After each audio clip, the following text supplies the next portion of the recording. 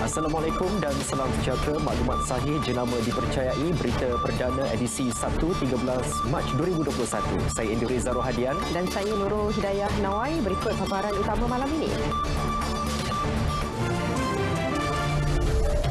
Perikatan Nasional tawaran baharu kepada rakyat untuk penuhi setiap keperluan dengan penuh prihatin.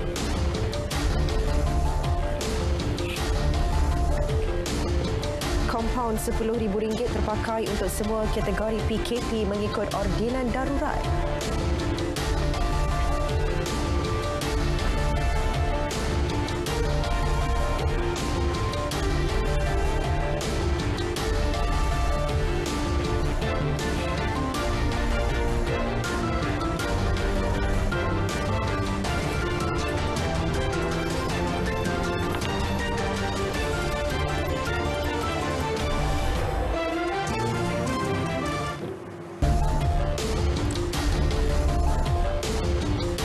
Perikatan Nasional PN adalah tawaran baharu kepada rakyat dan ingin kekal sebagai sebuah gabungan politik yang berkongsi aspirasi negara untuk generasi akan datang. Perdana Menteri yang juga pengerusi PN Tan Sri Muhyiddin Yassin berkata PN juga ingin memimpin Malaysia dengan lebih cekap, berkesan dan kompeten serta memiliki aspirasi yang tinggi untuk terus memelihara perpaduan rakyat yang berbilang kaum dan agama. Perikatan Nasional adalah tawaran baru kepada rakyat Malaysia. Perikatan Nasional is offering a new deal to all Malaysians and we are here to stay for a long time, insyaAllah. Kita ingin kekal sebagai sebuah gabungan politik yang berkongsi aspirasi negara untuk generasi yang akan datang. Kita mahu memimpin Malaysia dengan lebih cekap, lebih berkesan dan juga kompeten. Dan kita ingin terus merasai denyut nadi rakyat dan memenuhi keperluan mereka dengan penuh prihatin. Dan kita mempunyai aspirasi yang tinggi untuk terus memelihara perpaduan rakyat yang berbilang kaum dan agama. Kita komited untuk mentadbir negara ini dengan berintegriti dan berwibawa demi memelihara kesejahteraan dan kebajikan rakyat seluruhnya. Tan Sri Muhyiddin berucap merasmikan Persidangan Perwakilan Nasional Parti Gerakan ke-49 secara maya. Tegas beliau, kesungguhan memenuhi aspirasi rakyat untuk Malaysia yang lebih baik serta disokong dengan kesatuan dan perpaduan parti komponen akan menjadikan PN sebagai gabungan parti politik pilihan utama rakyat. Selain itu, sokongan rakyat terhadap PN yang dianggotai Parti Pribumi Bersatu Malaysia Bersatu, PAS, Parti Solidariti Tanah Air KUSTAR, Parti Progresif Sabah SAPP dan terbaharu Gerakan juga akan lebih terselah dan kukuh apabila parti itu terbukti berjaya melaksanakan segala janji dan komitmennya.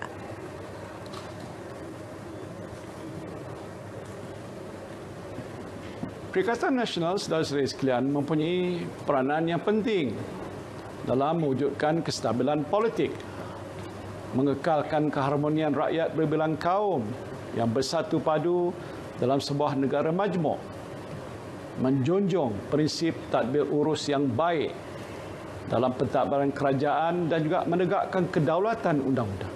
Inilah prinsip-prinsip asas yang menunjangi pembentukan Perikatan Nasional. Sebagai sebuah gabungan parti politik, PN juga sentiasa bersiap sedia untuk menghadapi pilihan raya umum ke-15. Selain mempersiapkan jentera-parti di setiap peringkat, kita juga mesti memantapkan persiapan dengan mengambil iktibar daripada pengalaman yang lepas, iaitu kita mestilah sentiasa mendekati rakyat dan mendapat kepercayaan mereka. We must gain the trust of the rakyat that we are the government that cares night and day.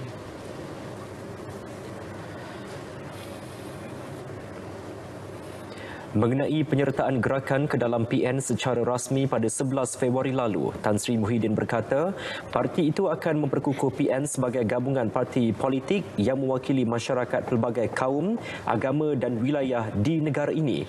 Beliau percaya dengan sejarah dan pengalaman politik yang panjang sejak penubuhannya pada tahun 1968, gerakan mampu menjadi rakan komponen yang signifikan kepada PN.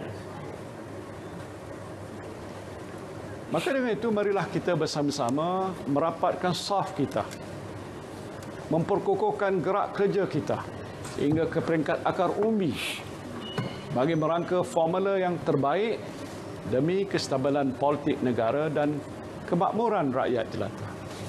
We have to stay united across all fronts in order to succeed as one. Apabila kita bersatu hati dan mencapai kestabilan politik yang utuh, segala inisiatif untuk memulih dan membangunkan ekonomi negara kita akan lebih mudah kita laksanakan. Sementara itu, Presiden Gerakan Datuk Dr. Dominic Lau Ho Chai berkata prestasi cemerlang Perdana Menteri dalam mengemudi negara ketika berdepan dengan cabaran COVID-19 antara sebab utama gerakan bersetuju menyertai Perikatan Nasional. Jelas beliau, kemampuan Tan Sri Muhyiddin terbukti melalui pelbagai bantuan termasuk pakej ransangan ekonomi yang menyerlahkan keprihatinan kerajaan dalam mendengar keluhan rakyat. Selain amalan prinsip integriti dan menghormati perlembagaan yang disifatkan selaras ideologi parti tersebut. Amat berhormat Perdana Menteri kita kerana perjanjian bahawa mengadakan satu kerajaan yang berintegriti, yang bebas rasuah, yang tidak interfere judiciary di negara kita. Inilah ada sama atau kita selaras ideologi Parti Gerakan Rakyat Malaysia.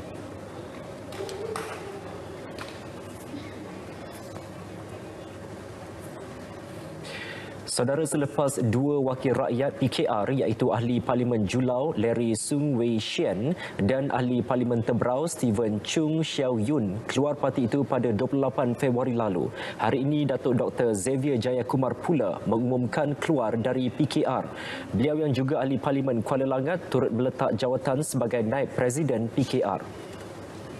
Menerusi kenyataan Datuk Dr. Xavier, beliau akan menjadi ahli parlimen bebas yang menyokong Kerajaan Perikatan Nasional PN. Beliau turut menghantar surat bertarikh 12 Mac 2021 kepada Yang di-Pertua Dewan Rakyat, Datuk Azhar Azizan Harun, berhubung statusnya sebagai ahli parlimen bebas. Jelasnya tujuan beliau meletakkan jawatan berikutan faktor kerajaan ketika ini memerlukan sokongan bipartisan dalam usaha memerangi wabak COVID-19, usaha vaksinasi dan memulihkan semula ekonomi. Datuk Dr. Xavier yang juga bekas Menteri Air, Tanah dan Sumber Asli berjanji akan terus berkhidmat dan menyokong kerajaan sebagai ahli parlimen bebas serta dapat terus menunaikan janji pilihan raya kepada penduduk Kuala Langat.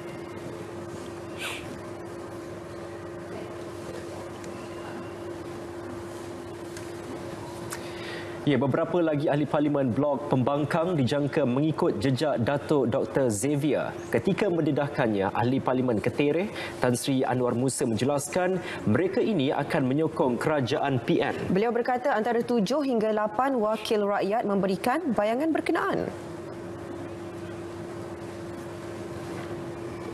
Saya difahamkan lebih banyak pihak termasuk ahli-ahli parlimen yang bersedia untuk memberi sokongan kepada Kerajaan Perikatan Nasional. Saya difahamkan selain daripada Dr. Xavier, ada lagi 7-8 orang kawan-kawan saya ahli parlimen yang ada memberikan indikasi bersedia menyokong kerajaan. Yang pentingnya kalau kerajaan kita ini berprestasi, maka akan ramai bersedia menyokong. Sebab itu tugas kerajaan sekarang adalah terus fokus dengan melaksanakan tanggungjawab yang ada tentang COVID-nya, pemulihan ekonominya, perpaduan kaumnya, kestabilan politiknya, jadi banyak aspek. Bagaimanapun, Tan Sri Anwar enggan mendedahkan parti politik yang diwakilinya dan identiti ahli parlimen terbabit bagi mengelak konflik tercetus. Beliau sebelum itu melawat kios usahawan muda Kota dan Anjung Floria di Putrajaya.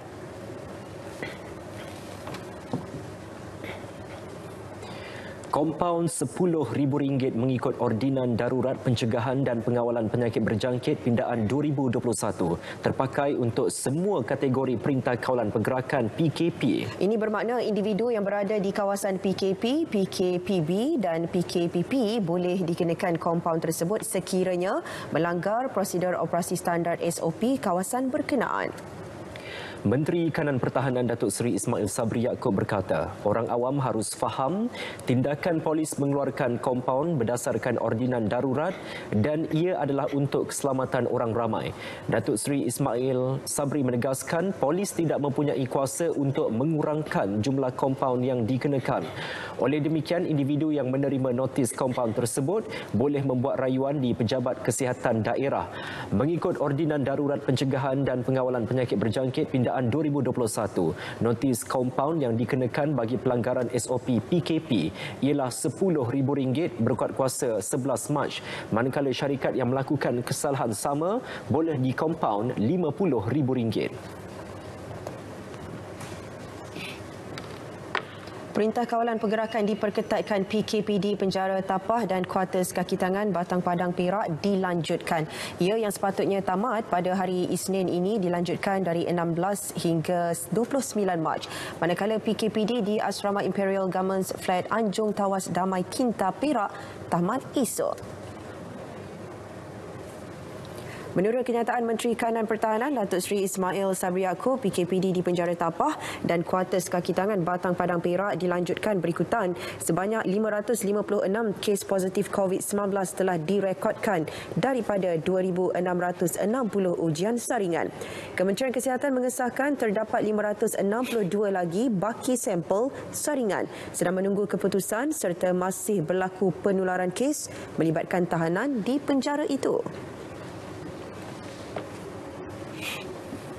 Baik, kita beralih ke perkembangan semasa COVID-19 di Malaysia. Jumlah kes sembuh hari ini 1,830 mengatasi kes baharu 1,470. Ia sekaligus menjadikan jumlah kes aktif berkurangan kepada 16,711. 3 kematian turut dilaporkan menjadikan jumlah kumulatif kes kematian kini 1,206 orang. Berikut data terkini COVID-19 diikuti kes positif harian mengikut negeri.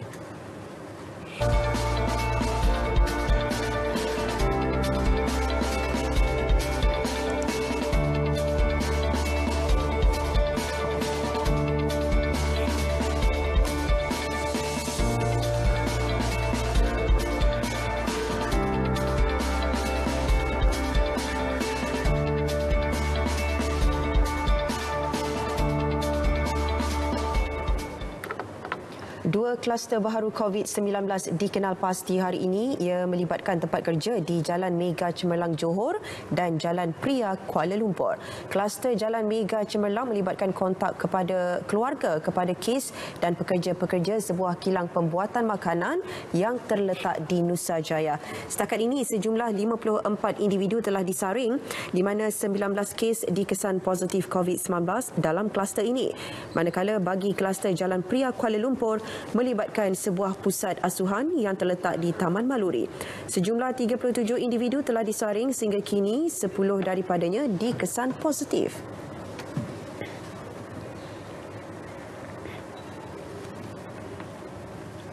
Sama seperti di negara luar, kesan sampingan pengambilan vaksin COVID-19 dialami mereka yang telah menerima vaksin menerusi program imunisasi COVID-19 kebangsaan adalah sangat minimum. Justru masyarakat tidak perlu bimbang atau terpengaruh dengan penyebaran maklumat tidak sahih berkenaan perkara itu. Jelas Timbalan Menteri Sains, Teknologi dan Inovasi Datuk Ahmad Amzad Hashim, kerajaan juga telah menetapkan langkah keselamatan untuk sebarang kesan sampingan selepas vaksin disuntik. Yang dicatatkan di Malaysia juga sangat minimal. Maknanya seperti mana yang berlaku secara umum di 107 buah negara lebih yang telah pun melakukan program imunisasi, vaksinasi melibatkan lebih daripada 300 juta penerima dos sekarang ini di seluruh dunia, kadar alahan dalam lingkungan 0.003%. Jadi tidak ada yang serius. Dan kita pun belajar daripada pengalaman di negara-negara lain, mana di setiap pusat vaksinasi telah pun disedia ubat-ubatan yang diperlukan sekiranya berlaku kemungkinan-kemungkinan yang ada. Beliau mengulas perkara itu selepas hadir menyantuni masyarakat Tionghoa kategori miskin bandar di Kuala Terengganu. Penguatkuasaan Ordinan Darurat Kuasa-Kuasa Perlu Nombor 2 2021 bukan bertujuan untuk menyekat kebebasan media atau kebebasan bersuara mana-mana pihak. Tegas Menteri Komunikasi dan Multimedia Datuk Saifuddin Abdullah, ordinan yang berkuat kuasa semalam bertujuan menangani berita tidak benar berkaitan COVID-19 dan proklamasi darurat sahaja. Ordinan itu juga bukan bermotifkan politik, misalnya mereka yang mengkritik kerajaan secara wajar tidak akan dikenakan tindakan. Antara kritik kepada kerajaan tentang COVID-19 dan kritik kepada kerajaan tentang darurat.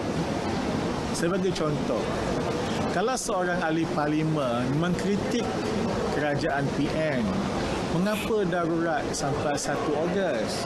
Kenapa tidak sampai 1 Julai? Itu bukan berita palsu. Saya bagi jaminan kita tak akan kejar ahli parlimen itu. Yang kita akan kejar ialah kalau A kata darurat ini menyebabkan ada orang kelaparan. Contohnya lah, darurat menyebabkan ada orang kelaparan di sebuah kampung di Indra Mahkota. Yang itu kita kejarlah. Itu memang apabila disahkan ia berita palsu, yang itu yang akan diambil tindakan. Datuk Saifuddin melancarkan program e-tuition dan penyampaian tablet kepada pelajar Sekolah Peringkat Parlimen Indra Mahkota di Kuantan. Program e-tuition Peringkat Parlimen Indra Mahkota merupakan program rintis yang akan diperluas ke seluruh negara. Ia memberi manfaat kepada 351 pelajar sekolah menengah dan rendah untuk belajar secara dalam talian di pusat internet komuniti dengan bimbingan guru profesional. Saudara panel Akidah dan Penasihat Undang-Undang JAKIM berada pada peringkat pertama perbincangan berkaitan isu kebenaran penganut Kristian menggunakan kalimah Allah dalam penerbitan pendidikan keagamaan mereka.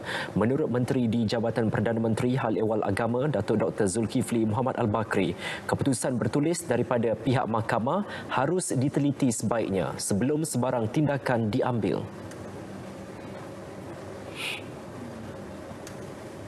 Dari segi pengkaedahan, sebaik-baiknya apa-apa yang kita nak putuskan setelah mahkamah memutuskannya, maka kita juga perlu untuk melihat keputusan yang bertulis. Setakat ini belum kita dapat lagi. Jadi pada masa itu barulah kita dapat tahu dengan lebih detail lagi keputusan penghakiman tersebut, sebagaimana kata pendapat daripada KDN, Kementerian Dalam Negeri. Beliau akan mengambil kira pendapat dan hujahan pihak berautoriti secara menyeluruh sebelum kata putus dibuat. Beliau menyatakannya selepas merasmikan penyampaian sumbangan Jawi Food Bank kepada pemandu bas sekolah di Ibu Negara.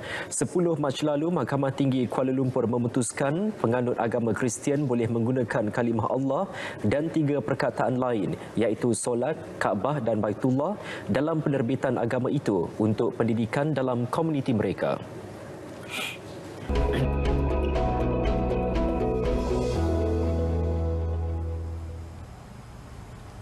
Assalamualaikum dan salam sejahtera. Kembali bersama Jabatan Meteorologi Malaysia pada malam ini untuk perkembangan cuaca yang terkini. Kita mulakan laporan cuaca dengan melihat terlebih dahulu pada paparan imej syarta angin semasa, di mana diperhatikan keadaan angin di rantau negara masih lagi dipengaruhi oleh angin dari arah timur laut dengan kelajuan sederhana kurang 40 km per jam.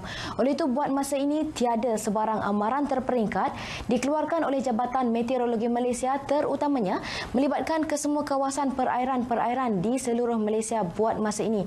Dan melalui paparan imej satelit semasa pula, diperhatikan terdapat kelompok awan yang agak tebal, terutamanya melibatkan perairan Selat Melaka, juga di sekitar negeri Sabah, yang menunjukkan gambaran keadaan cuaca lembap yang sedang berlaku di kawasan yang tersebut.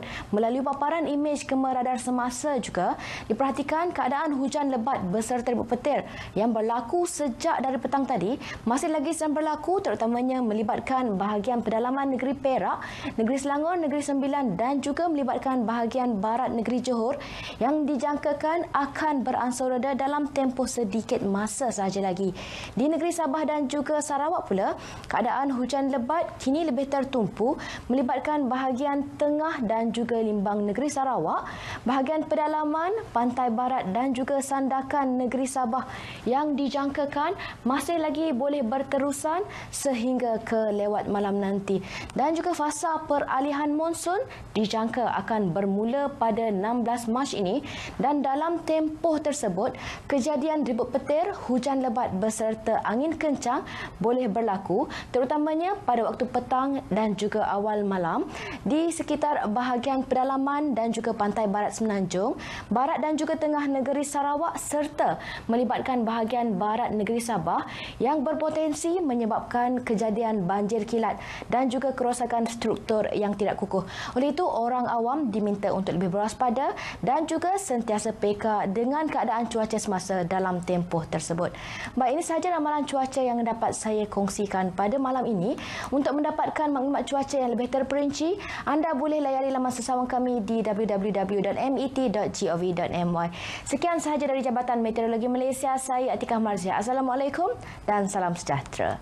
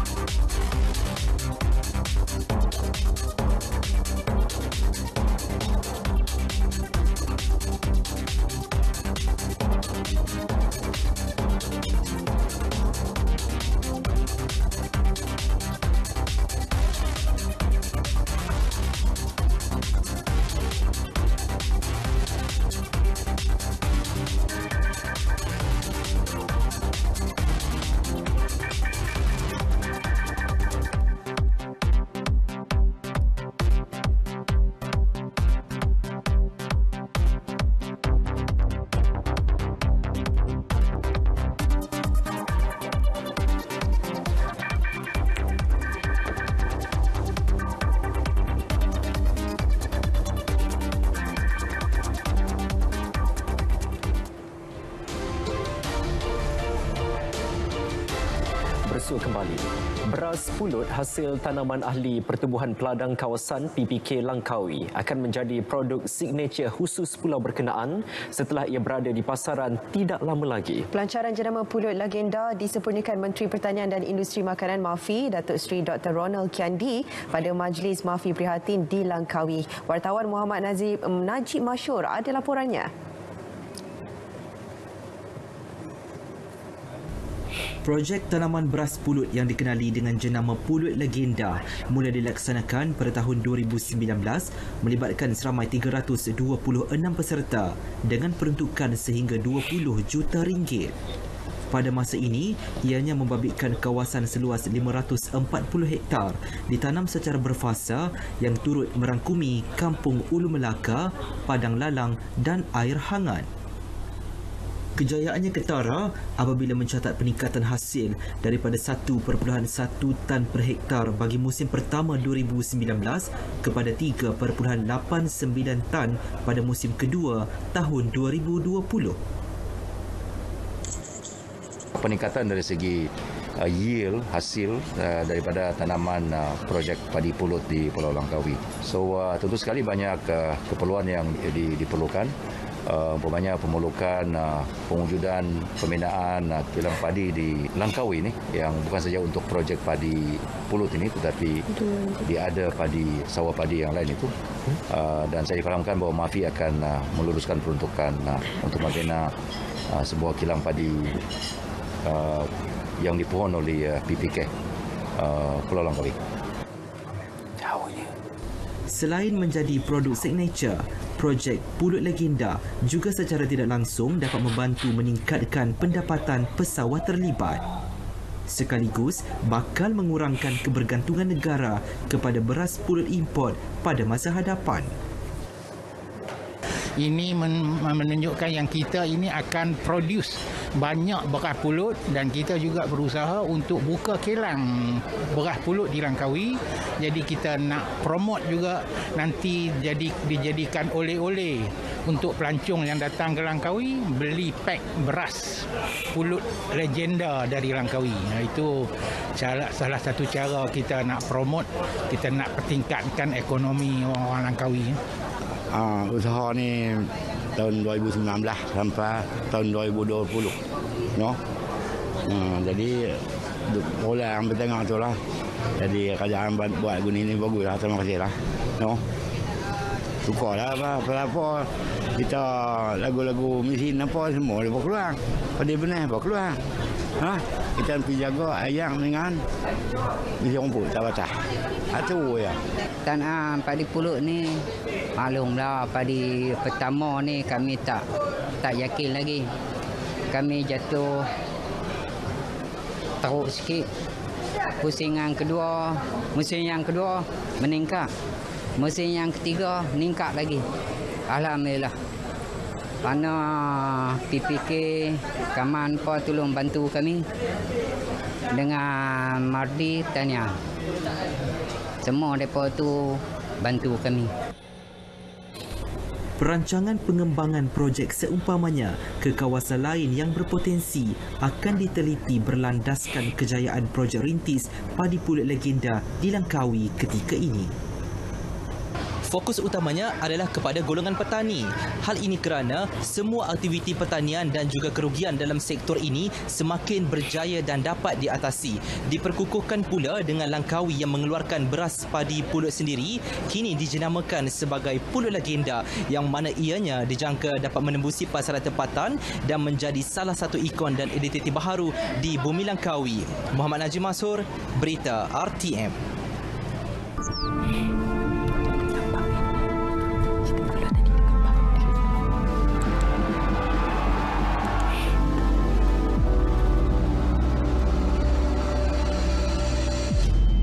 Therefore made the assessment that COVID-19 can be characterized as a pandemic. Hari ini, Perintah Kawalan Pergerakan dilaksana di seluruh negara bangsa merupakan salah seorang daripada 2 kematian kes. Saudara-saudari dan anak-anak hanya perlu berada di rumah. Just stay at home.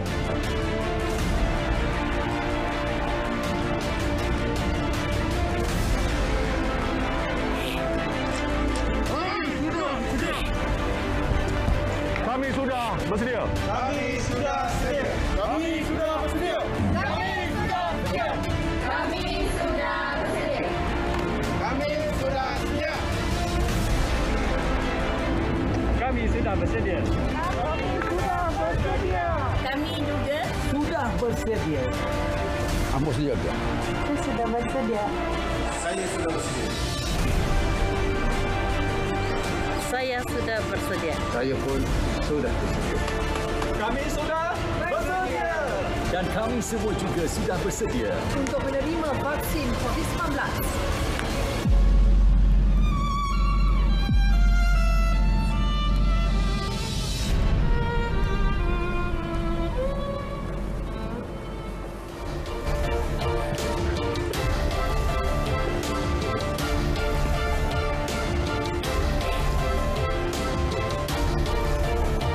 Masih bersama Berita Perdana. Bersukan sambil beramal selain memantapkan sektor pelancongan negara. My Veteran, My Hero Charity Golf Campaign Tabung Pahlawan menyasarkan kutipan dana 2.5 juta ringgit. Kerjasama strategik dijalin Jabatan Hal Ehwal Veteran Angkatan Tentera Jeff ATM dengan The Mines Resort and Golf Club. Wartawan Dilailah Kadir melaporkan.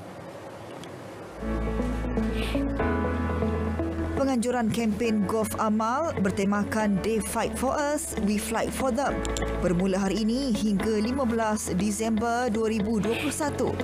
Penyertaan RM1,000 seorang berlangsung setiap Sabtu dan Ahad. Keseluruhan kutipan dana akan disalurkan sepenuhnya kepada kempen Tabung Pahlawan. Dana ini akan membantu veteran ATM dan keluarga mereka yang memerlukan. Veteran-veteran kurang upaya anak-anak veteran kurang upaya atau balu-balu veteran dalam bentuk sumbangan kewangan dan juga dalam bentuk sumbangan untuk peningkatan pelajaran anak-anak mereka. Selain daripada itu, kita juga gunakan dana ini untuk peralatan-peralatan perubatan.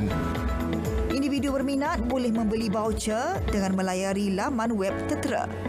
Setakat ini terdapat 307,000 veteran ATM terdiri daripada pencen dan tidak berpencen. 80% daripadanya merupakan kategori B40. Kalau macam biasa turis mau masuk sini bukan senang. Kalau dia turis dia golfer turis, dia datang, dia tiba you kena jadi charity golfer lah. Beli ini program sudah boleh masuk. Tu bantu orang-orang susah. Rumah ni orang usaha rumah ni itu saya tahu kerasaan, kesusahan, ini dia punya payah yang you kena cabar bukan senang kan. Lagipun pasal ada ini COVID-19. Kalau itu saya akan cakap lah. Pasal tadi kita cakap kita punya negara itu benar Tuhan kurniakan betul. Kalau kita Kempen ini memberi peluang kepada masyarakat membantu veteran ATM yang sanggup menggadaikan nyawa mereka demi menyelamatkan negara. Justru marilah kita membalas jasa mereka dengan memastikan ekonomi dan juga kebajikan mereka tidak diabaikan. Leila Kadir, Berita RTM. Skim sewa untuk dimiliki RTO yang diumumkan dalam Belanjawan 2021 melibatkan unit perumahan prima di seluruh negara dijangka dilancarkan Jun ini. Menteri Perumahan dan Kerajaan Tempatan Datuk Zuraida Kamarudin berkata, kementeriannya sedang berbincang dengan institusi perbankan untuk memperhalusi kaedah serta mekanisme skim tersebut. Yang itu belum lagi pasal kita tengah tunggu satu mekanisme tu. Lepas tu ini untuk rumah-rumah prima yang baru, yang kita baru that's right. Ya, yang dah lulus tapi kalau dah siap nanti kita siap skim tu kita boleh tawarkan kepada mereka. Jadualkan bila? Saya sebagai negara ni kita ada juga panjang sikit cerita dia. So jadi mungkin saya cuba target by Jun insya-Allah. Datuk Zuraida ditemui media selepas siri jelajah program Malaysia Prihatin di Ampang, Selangor. Beliau turut menyerahkan bakul Prihatin Ampang kepada 100 keluarga B40 dan ibu tunggal. Siri jelajah ini sebahagian inisiatif kerajaan untuk meningkatkan kesedaran dan pengetahuan rakyat tentang pengurusan pandemik COVID-19. Ia turut menekankan kepentingan norma baharu dan memastikan tiada individu tercicir untuk mendapatkan suntikan vaksin COVID-19. Saudara Kementerian Pembangunan Wanita, Keluarga dan Masyarakat menyasarkan penubuhan 222 pusat aktiviti warga emas atau PAWI menjelang tahun 2030. Menterinya Datuk Seri Rina Muhammad Harun berkata, ia bagi memberi ruang dan peluang kepada lebih ramai warga emas menyumbang kepada masyarakat. Kita nak wujudkan lebih banyak lagi pusat aktiviti warga emas. Ya, kita nak paling kurang ada 222 pusat aktiviti warga emas dan paling kurang setiap parlimen mesti ada satu. Kita mahukan bahawa warga emas kita ini supaya bila dia ke arah penuaan itu mereka ini adalah yang sihat, yang aktif dan juga produktif. Setakat ini 143 PAWI meliputi 131 kawasan parlimen telah ditubuhkan di seluruh negara. Datuk Seri Rina merasmikan majlis penyampaian bantuan kewangan pengoperasian tahunan dan penubuhan PAWI baharu negeri Perak di Ipoh. Menjelang Julai ini, Kementerian Tenaga dan Sumber Asli KETSA berhasrat menjadikan Lembah Lenggong sebagai geopark kebangsaan kedua selepas Lembah Kinta. Menterinya Datuk Seri Dr. Syamsul Anwar Nasarah berkata, kementerian sedang bekerjasama dengan kerajaan negeri melalui Yayasan Al-Bukhari untuk membangunkan galeri geopark Lenggong dengan kos keseluruhan sebanyak RM6 juta. Jelasnya inisiatif strategi itu mampu meningkatkan imej negara dalam sektor eko-pelancongan dan geopelancongan sekaligus menolak persepsi bahawa kewujudan geopark itu akan menjejaskan kelestarian hutan kawasan sekitar. Matlamat utama pembangunan geopark ini untuk memelihara geologi dan juga sumber-sumber asli yang ada di kawasan ini. Tentulah kita berharap pembangunan di bawah itu akan dapat mengekalkan kelestarian kemampanan kawasan-kawasan ini. Selepas ia diwartakan, kita akan dapat identiti kawasan ini yang membolehkan ia berbeza dengan kawasan-kawasan lain. Beliau memaklumkannya pada Majlis Pecah Tanah Pembinaan Galeri Geopark Lenggong disempurnakan Menteri Besar Datuk Sa'rani Mohamad. Tambahnya, KEDSA turut menyasarkan Lembah Lenggong dinobatkan sebagai UNESCO Global Geopark selewat-lewatnya pada 2023.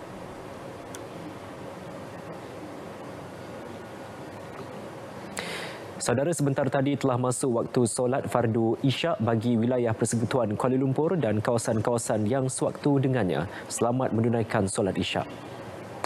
Baik, kita ke perkembangan selanjutnya. Sekumpulan 20 anak muda dikenali sebagai kumpulan Mat Jenazah menyediakan perkhidmatan van jenazah secara percuma bagi membantu meringankan beban ahli keluarga jika berlaku kematian. Perkhidmatan disediakan tanpa mengira jarak perjalanan dari rumah ke tanah perkuburan, termasuk menyediakan kain kafan untuk melengkapkan pengurusan jenazah. 8 van jenazah ditempatkan di Masjid Ciku 3, Gua Musang, Kelantan, melibatkan kenderaan pelbagai guna MPV seperti Toyota Alphard, Kia Carnival dan Toyota Estima. Ditubuhkan 2 tahun lalu, kumpulan Mat Jenazah yang juga dikenali sebagai perwakilan van jenazah anak muda Kelantan berkhidmat secara sukarela. Bukan sekadar melakukan urusan mengambil mayat dari hospital sahaja, malah memastikan tiada sebarang beban ke atas keluarga si mati dalam urusan pengebumian. Skuad kami barulah dalam pengurusan jenazah ni untuk perkhidmatan wen jenazah percuma ni baru lebih kurang dalam 2 tahun lah. 2 tahun baru kami bergerak untuk pengurusan jenazah secara percuma bagi golongan-golongan yang tak berkemampuan lah. Untuk mendapatkan perkhidmatan percuma daripada skuad kami ni, bolehlah hubungi, ada nombor yang tertera lah daripada wakil kami, khususnya Mat Jenazah lah. Dia bagi ambil maklumat tentang mati, orang akan berusaha dengan dia. Contoh kalau mati di KL, Kedah, kita ada belakang gabungnya. Kalau orang Kelantan ni meninggal di KL, di UKWJ, Cik Wancai ya, pakai uruskan tadi Kelantan. Sebab kita perkhidmatan kita ni, orang tak mampu kita ambil kos minyak. Untuk percuma bagi keluarga miskin membuat. InsyaAllah mungkin ada rezeki kita akan ambil terbaru lagi. Sekarang ni kita tengah kumpulkan dana daripada sumbangan untuk mengambilkan satu beg untuk jarak jauh, macam Kuala Lumpur, Johor ke. Sementara itu, Ahli Dewan Undangan Negeri Galas Muhammad Syabuddin Hashim bangga dengan usaha yang dilakukan golongan anak muda itu. Laksanakan kerja-kerja ini secara sukarela tanpa mengharapkan imbuhan dan sebagainya. Jadi di sini saya begitu berbangga kerana wujudnya sekumpulan anak muda yang begitu prihatin terhadap usaha untuk turut menguruskan jenazah. Dan saya telah dimaklumkan oleh persatuan berkenaan dengan usaha-usaha yang telah pun dilaksanakan. Mereka banyak telah pun mengambil jenazah-jenazah bukan saja dalam kawasan Gua Musang tetapi luar daripada negeri Kelantan untuk dibawa balik ke seluruh daerah di negeri Kelantan. Ini adalah usaha yang baik dan insya-Allah Pusat Khidmat Adan Galas akan sentiasa menyokong usaha-usaha yang baik seumpama ini. Orang ramai yang memerlukan perkhidmatan van jenazah percuma atau ingin memberi sumbangan kepada mereka boleh menghubungi Mat Jenazah di talian 014 338 5427.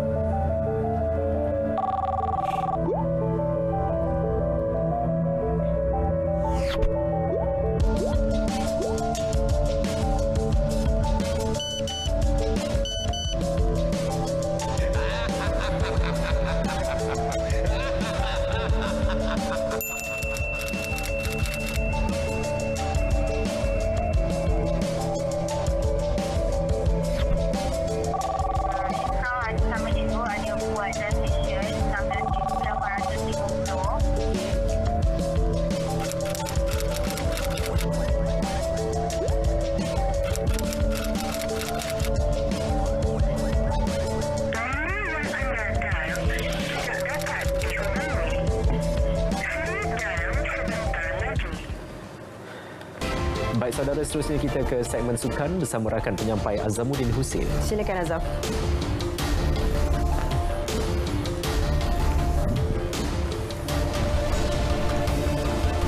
Selamat tinggal MFL.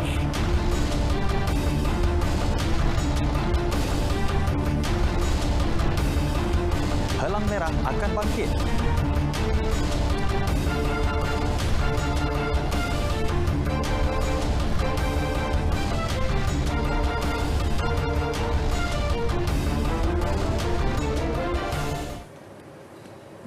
Ya, terima kasih Andy dan Diana Wai. Kita mulakan dengan sukan bola sepak.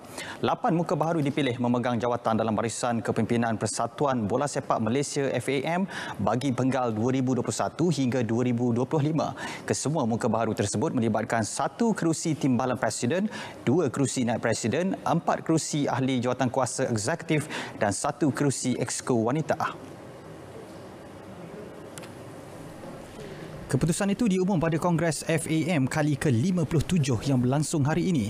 Kerusi Presiden masih lagi diterajui Datuk Hamidin Muhammad Amin yang kekal bagi penggal kedua berturut-turut sejak dilantik pada 2018 menggantikan Tunku Mahkota Johor, Tunku Ismail Sultan Ibrahim. Namun kerusi timbalan Presiden FAM dipegang Datuk S. Siva Sundram yang menang tanpa bertanding, di samping satu lagi kerusi bagi jawatan yang sama kekal milik penyandangnya, Datuk Muhammad Yusof Mahdi. Bagi 2 kerusi naib presiden, 2 muka baharu yang dimaksudkan ialah Muhammad Firdaus Muhammad yang memperoleh 32 undi dan Datuk Posa Majais dengan 30 undi. Sementara itu, bagi 4 muka baharu yang menjadi ahli jawatankuasa eksekutif pula terdiri daripada Datuk Seri Syahril Mohtar, N. Saran, Datuk Adli Shah Ahmad Tah serta Said Yazid Said Omar. Bagi exco wanita pula, Dr. Siti Faidul Maisara Abdullah dilantik memegang jawatan berkenaan bersama Datuk Suraya Yaakob. Presiden FAM, Datuk Hamidin Muhammad Amin menegaskan beliau akan mula meletakkan penanda aras ataupun KPI pada semua exco kepimpinan penggal baharu ini sebagai kad laporan tahunan dan akan dibentang dalam Kongres tahunan. Jadi saya kan nak nampakkan mereka pun sebenarnya menyumbang. Hanya saya ni presiden, bila saya cakap tu memang limelight lah. Saya nak tunjukkan timbalan naik presiden exco ini pun bekerja. Jadi saya put report card tu, saya pressure orang sikit lah. Kerana kita dinilai oleh penyokong, dinilai oleh kerajaan, dinilai oleh penaja, ahli gabungan, everybody kita dinilai.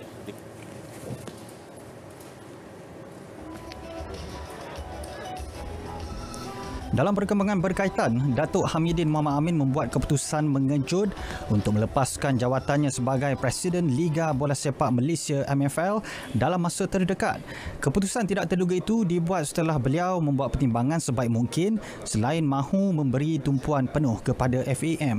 Bagaimanapun, Datuk Hamidin mengakui akan melakukan penyusunan semula dalam MFL sebelum melepaskan jawatan berkenaan yang mungkin dilakukan selepas Hari Raya Aidilfitri. Saya perlukan concentration saya untuk nak naikkan FAM ni, national team futsal, beach soccer yang hampir ditinggalkan, grassroots, MNDP, banyak perkara itu yang saya punya personal semua. Saya tak perlu nak tamat kuasa. Walaupun saya tahu saya buat keputusan ni, saya nak beritahu dengan media, memang semua kawan-kawan saya, ahli gabungan ni akan marah saya buat keputusan. Tak ada seorang pun tahu. Datuk Hamidin mula mengambil alih kepimpinan MFL pada 2018 selepas Tunku Mahkota Johor, Tunku Ismail Ibrahim melepaskan jawatan sebagai pengerusi. Di bawah kepimpinannya, FAM telah melancarkan peta hala tuju F30 sebagai pelan pembangunan menyeluruh di setiap lapisan ke arah menjadikan Malaysia sebagai negara bola sepak yang disegani. Kita ke perkembangan Liga Malaysia. Ketua Jurulatih Kedah Darul Aman KDAFC, Aidil Syahrin Saha yakin anak-anak buahnya akan terus bangkit dengan aksi sebenar pada aksi seterusnya meskipun diikat Pening FC 1 sama pada pertemuan semalam. Skuad Alam Merah yang dilabel antara pencabar pada musim ini memulakan kempen dengan hampa selepas mencatat 1 kemenangan, 1 seri dan 1 kekalahan sekaligus mengutip 4 mata dalam 3 perlawanan. Bagi jurulatih Kedah Aidil Syahrin, pemain Helang Merah kini telah mula menunjukkan keserasian di atas padang sekaligus menjadi petanda positif untuk mereka memburu kemenangan pada baki saingan. Pada aksi dengan Penang FC di Stadium Bandaraya malam tadi, pengendali dari Singapura itu mengakui kemasukan pemain simpanan telah mengubah situasi permainan sehingga menyaksikan mereka berjaya menyamakan kedudukan di hujung permainan menerusi jaringan Kepah Sherman. Penang in the first half because the game play how Penang played. They play direct football, but I think overall my boys did a good comeback. After the first goal they scored, we made one silly mistake, and I think second half we came in with a very strong mind. Yeah, I told the boys very simple, let's go out there and enjoy the game. Sementara Ketua Jurulatih Penang FC Thomas Truka pula jelas lega dengan prestasi anak-anak buahnya meskipun hanya mampu seri dengan KDA FC. Meskipun terkilan kerana gagal mengutip 3 mata penuh di laman sendiri, namun dia percaya masih ada impak positif yang dapat diambil hasil daripada perlawanan tersebut. That already they started to respect us, and we believe that we still can improve. There is a lot of things which we can do better. We need more time, we need training, and we need to take another results. Pada aksi tersebut, skuad Harimau Kumbang membuka jaringan menerusi pemain import dari Brazil, Endrick Dos Santos awal minit ke-11 dan terus menguasai perlawanan untuk mengekalkan kedudukan sehingga minit-minit terakhir perlawanan. Bagaimanapun, hanya berbaki 4 minit sebelum tamat perlawanan, KDAFC berjaya menyamakan kedudukan menerusi tindakan bijak pemain import dari Liberia, Kepah Sherman pada minit ke-86 untuk mencuri 1 mata. Bahaya pemain ini. Jurulatih pasukan Universiti Kuala Lumpur UniKL, Megat Azrafiq Megat Tarmizi mengakui masih ada kelemahan yang perlu diperbaiki anak-anak buahnya terutama di jentera serangan seandainya mahu menjulang gelaran juara Liga Hoki Malaysia MHL 2021. Selepas berjaya memenangi Piala Sumbangsih buat kali kedua semalam, Megat Azrafiq menjelaskan dia tetap berpuas hati dengan aksi pasukannya meskipun hanya mampu menewaskan Tenaga Nasional Berhad TNB 4-3 menerusi penentuan penalti. Sebelum itu, kedua-dua pasukan terikat tanpa jaringan sepanjang 60 minit permainan dan mengutip 1 mata bagi saingan liga. Dari segi performance wise, yes, kita nampak kat sini tempo tu agak tinggi. So kita agak struggle dari segi kita punya attacking, nampak tak sharp hari ni, but defensive quite good lah. Okay, so banyak attacking from TNB yang kita berjaya patahkan. Sementara itu, jurulatih TNB Nur Azlan Baka pula berkata meskipun tewas, dia tetap memuji mutu permainan anak-anak buahnya sambil menyifatkan tuah tidak memihak kepada mereka.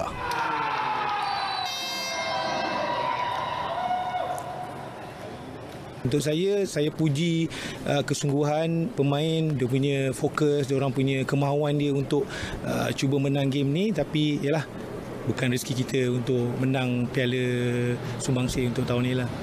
Tambah Nur Azlan, pasukannya akan melupakan kekecewaan ini dan fokus kepada misi memenangi sekurang-kurangnya 1 trofi pada musim ini. Hanya itu sahaja perkembangan sukan untuk malam ini. Berita perdana diteruskan dengan Sam Hashtag bersama Andy dan Diana Wai. Silakan. Terima kasih Azam.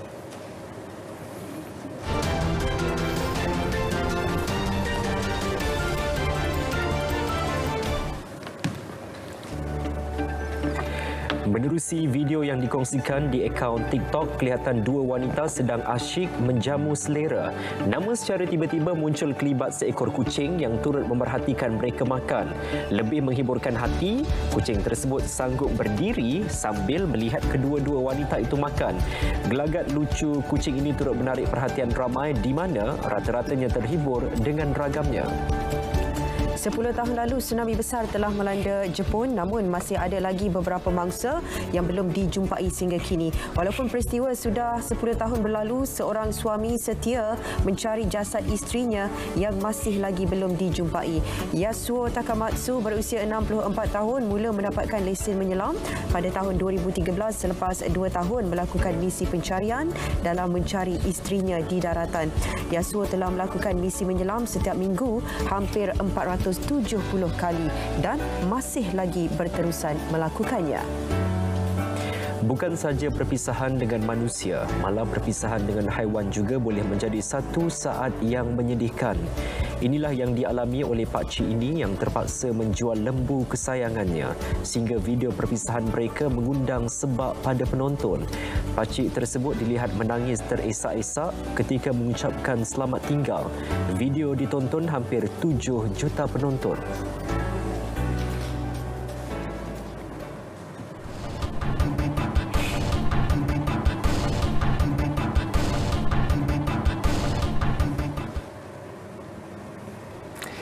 Ya, berkisar tentang kisah suka duka kehidupan sebenar pekerja resort yang muhibah.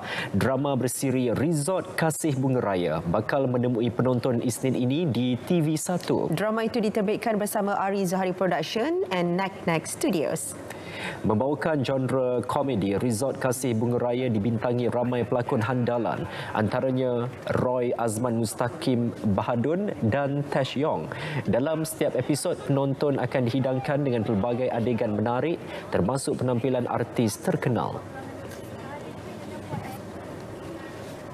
Ya betul, maknanya setiap satu episod akan ada setiap tetamu tu semua lain-lain kisah dan semua pelakon yang lain-lain. Maknanya yang kekal ni, yang sebagai management team ni, itu yang kami. Tapi yang tetamu ni semua artis-artis jemputan lah. Memang setiap episod semua lain-lain, berbeza-beza. Ada buat uji bakat lah pula kat dalam tu. Tiba-tiba Suraya ni pandai pula menyanyi tiba-tiba kan. Dia macam gitu. Betul ke? Banyak kau punya manikam. Terima kasih. Sementara itu, Roy Azman yang memegang watak Hasbullah sebagai pengurus resort berkata, drama komedi itu sesuai ditonton semua lapisan masyarakat. Cerita dia macam-macam PL ataupun ragam yang berlaku kat dalam hotel ni, baik tetamu ataupun pekerja. Sebab dalam hotel ni ada 3 orang pekerja baru yang ialah orang baru, ada je masalah dia. Tu gaji nak mogok, itu tak puas hati, ini tak puas hati. Jadi kita kena settlekan benda-benda ni tapi dalam bentuk komedi ataupun light komedi lah. Okay. Hello, hai, anda bersama dengan saya Tasha yang memegang watak sebagai Suraya di dalam drama sitcom 13 episod Resort Kasih Bunga Raya yang akan bersiaran di TV1 Isnin sehingga Khamis jam 10.30 malam. Jumpa nanti dekat situ. Jangan lupa tengok. Jangan lupa saksikan Resort Kasih Bunga Raya yang bersiaran di TV1 Isnin sampai Khamis pukul 10.30 malam. Alright. Saya tak terima pun tawaran berlaku.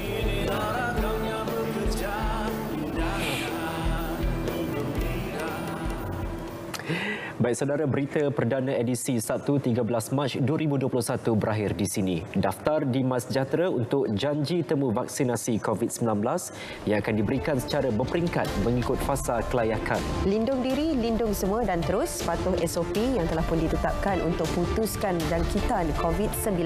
Dengan ini, Assalamualaikum dan salam sejahtera.